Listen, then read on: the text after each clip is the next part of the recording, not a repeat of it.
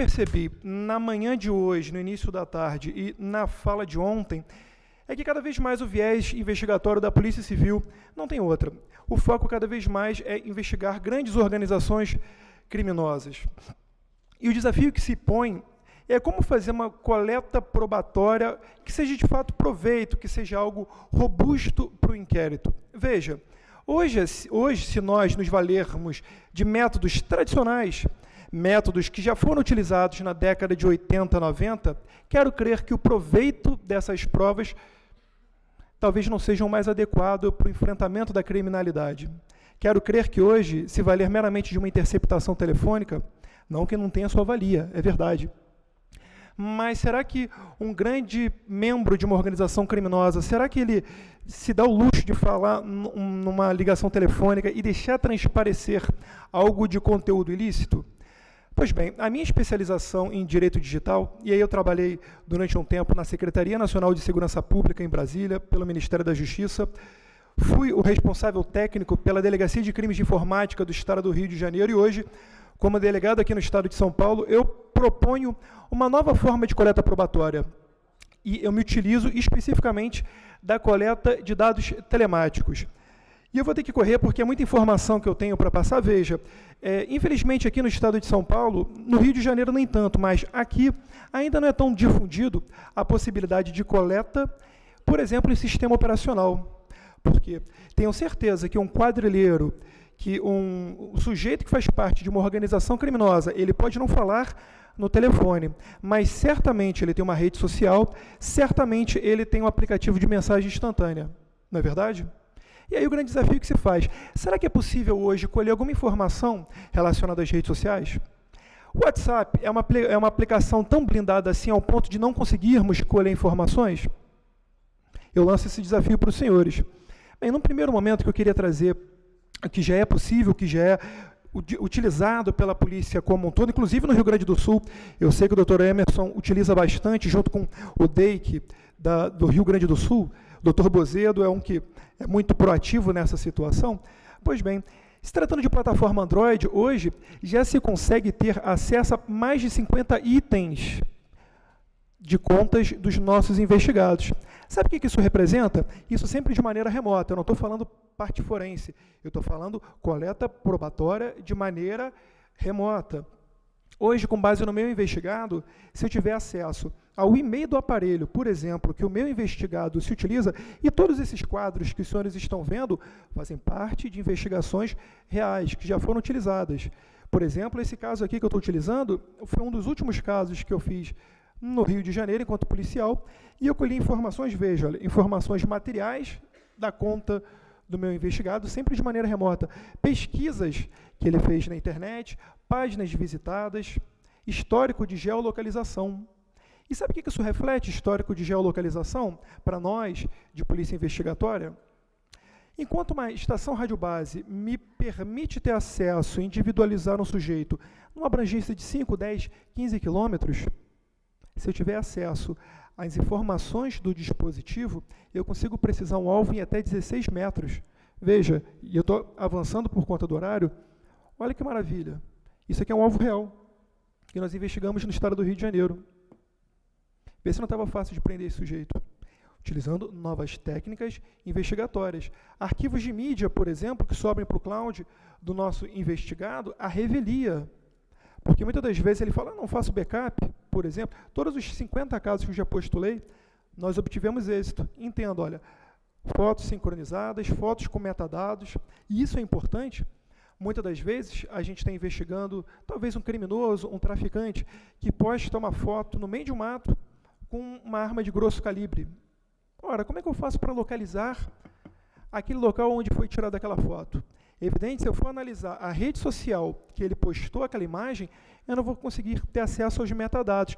Mas, se eu colher informações de maneira remota pelo dispositivo, veja como está grifado ali, ó, o número 240, que é essa imagem aqui que eu voltei, essa imagem que está grifada, essa mesma imagem que foi postada na rede social, eu consigo ver exatamente onde ela foi postada. Isso é um novo cenário, um novo paradigma. Da mesma forma, a Apple, em que uma situação de sequestro de autoridades lá do estado do Rio de Janeiro, Em poucos minutos, de maneira remota, a gente conseguiu ter acesso ao GPS do aparelho do delegado e do agente policial que haviam sido sequestrados no interior do Rio. Em poucos minutos. 15 minutos eu já tinha geolocalização. Entenda, não adianta querer tratar novas doenças com a mesma vacina que se aplicava há 10, 15, 20 anos atrás. O que a polícia tem que fazer é investir em tecnologia e novas metodologias.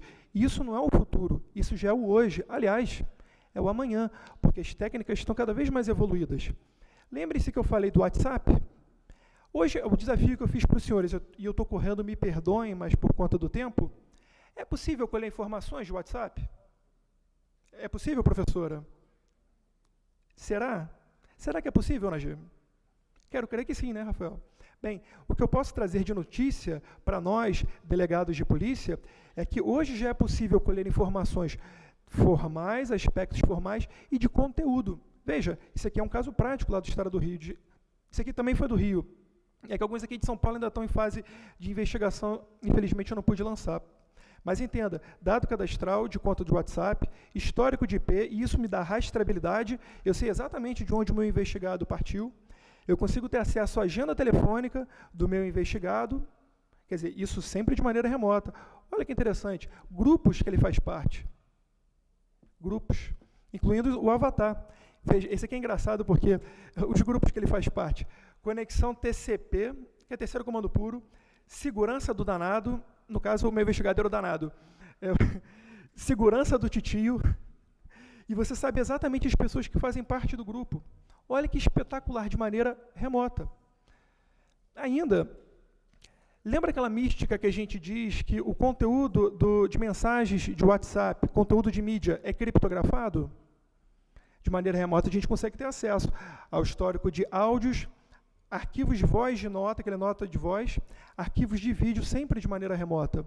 E o negócio evoluiu de tal forma que um trabalho que eu apresentei no TSE, antecedendo as eleições, nós deixamos comprovado que é possível a exclusão de arquivos de mídia do servidor do WhatsApp.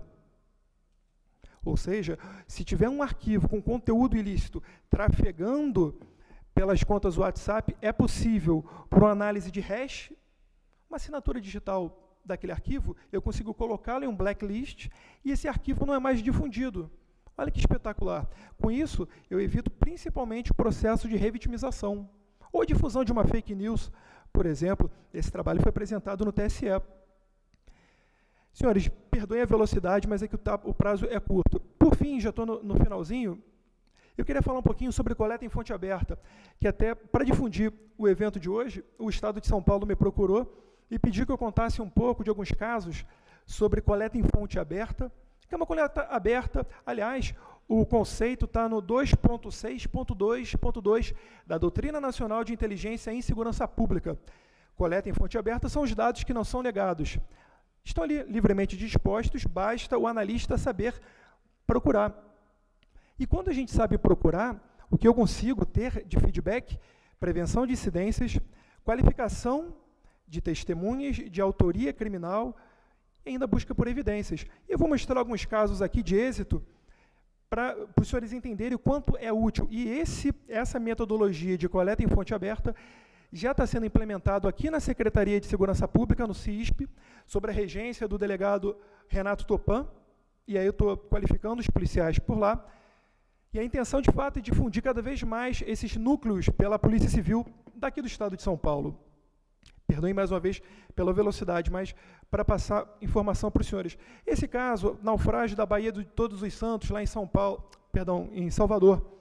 Lembra que uma lancha naufragou, uma embarcação naufragou e 23 pessoas foram vitimadas? Esse caso, a perícia demandou 36 horas para ter a qualificação civil dos vitimados. Em 3 horas, nós já tínhamos a qualificação civil de 15.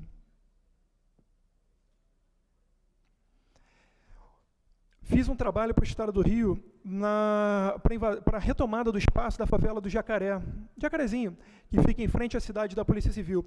E meramente com coleta em fonte aberta, ou seja, a análise das redes sociais, a gente conseguiu antecipação dos fatos.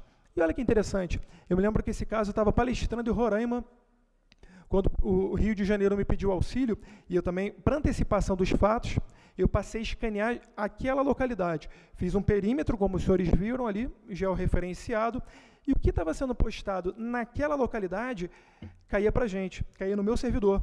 E aqui, olha que interessante, eu consegui antever, talvez vocês não consigam ver aqui a data, o sujeito tinha postado essa informação com 45 minutos de latência, quer dizer, com extrema brevidade, e essa localidade fica em frente à cidade da Polícia Civil.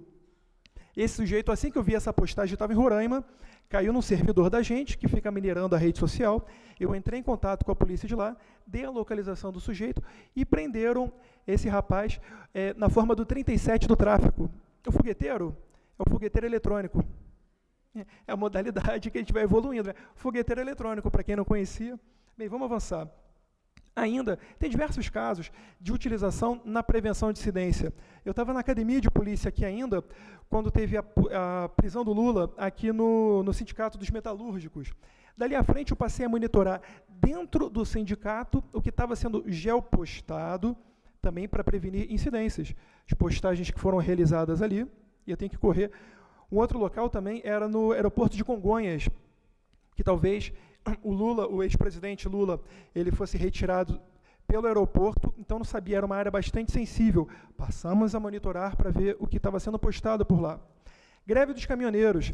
Também nós analisamos a greve dos caminhoneiros e ficamos analisando em tempo real o que estava sendo postado na Dutra, também para antecipar os fatos. E olha que interessante, isso aqui lá na localidade de Jacareí, e aqui é interessante que teve um post falando incitando as pessoas a irem para as estradas para fechar, para conclamar. E teve essa postagem, olha, daqui a pouco tem mais na rodovia Anchieta, em São Bernardo do Campo.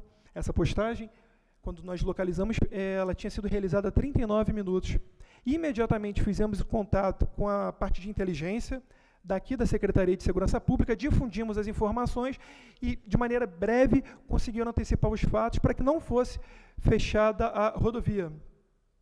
Aplicação antecipando os fatos. Nas eleições, esse post ficou bastante difundido, que foi um sujeito que ele conclamou que ele queria se vingar dos fascistas. Então, na data que antecedia as eleições, ele falou que ia entrar e matar todo mundo no pleito eleitoral. Conseguimos identificar o sujeito por técnicas especiais. Levantamos, inclusive, a conta WhatsApp dele, ações de inteligência. Conseguimos qualificar esse sujeito. Aliás, eu deixei ele, não foi de maneira proposital, não, mas agora que eu reparei, ele mora em Itaquera. Por favor. Não foi de maneira proposital, só um pouquinho. Mas, de qualquer sorte, passou a ser monitorado para evitar qualquer tipo de incidência. E outros casos mais. Na sala de crise, que foi estada, e falta infelizmente 1 minuto para eu terminar minha fala, na sala de crise, na Secretaria de Segurança Pública, juntou chefe de delegado-geral de polícia, secretário, comandante do Estado-Maior, comandante da Polícia Militar, superintendente da Polícia Federal, SAP, e nós passamos a monitorar as redes sociais para evitar o que aconteceu no primeiro turno, que todo mundo viu o sujeito digitando com a pistola, etc. E eu vou passar 30 segundos aqui do meu horário, prometo. Posso? 30, por favor. Não pode, né?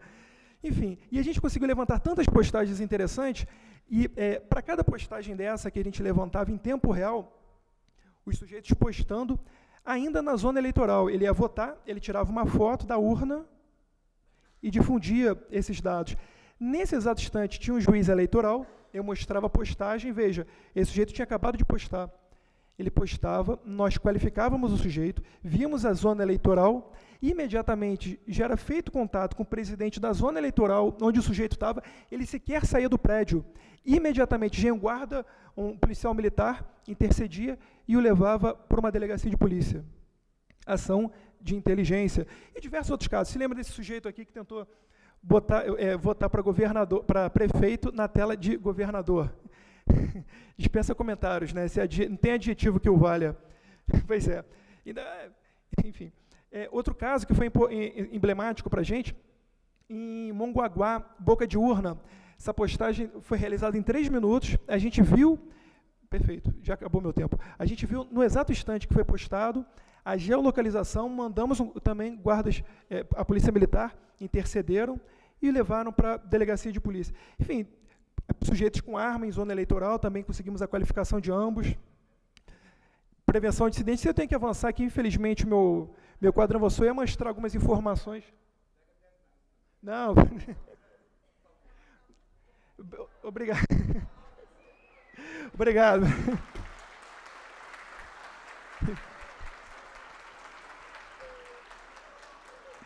Gente, eu fico honrado de verdade. E eu falo disso com uma gana, com um amor tão grande, porque é possível difundir o conhecimento. E é isso, é investigação, coleta probatória. Nós fizemos isso com os 27 estados interligados no CICC, nas eleições, e a incidência, o que a gente conseguiu prevenir foi absurdo. Tantas informações ali que tinham. E aqui também fiz até uma brincadeira no IAC para ver o que estava sendo postado aqui. E eu fiz ainda lá em São José dos Campos, que atualmente estou por lá, e eu vi as postagens em real time, né, que estavam sendo realizadas aqui. Enfim, postagem... E uma postagem para fechar aqui. Aliás, vai gostar de botar foto de crachá assim na internet, meu Deus. Eu achei umas 30 postagens assim com crachá, parecia padrão. E para fechar aqui, é o último slide. Eu achei engraçado esse pessoal aqui. Dá para ler aqui, meu Deus? Eu não sei se eles estão aqui. O Marco Aurélio. Está aí o Marco Aurélio? Está aí? Então, no mesmo lugar, né? Eu vi exatamente o horário que eles chegaram aqui, que eles puseram a primeira foto da esquerda. Depois o Marco Aurélio trocou a blusa, botou uma blusa abóbora. Não é verdade? É isso aí, eu vi, trocou, ficou cheiroso. E eu vi que hoje postaram novamente. Eu estava ali sentado, eu vi que já tinham postado novamente. Foto com o olhinho. Enfim, isso tudo é para mostrar para os senhores que é possível utilizar a tecnologia. Claro que é brincadeira, a gente cria aí uma forma lúdica de tratar o assunto, mas isso é inteligência. Isso é uma metodologia de coleta, seja para prevenir incidentes, arrecadar provas, ora, coleta em WhatsApp, em dispositivos. Eu acho que é um novo horizonte que a gente deve beber dessa fonte. Agradeço demais a paciência dos senhores, a atenção, um abraço e até a próxima.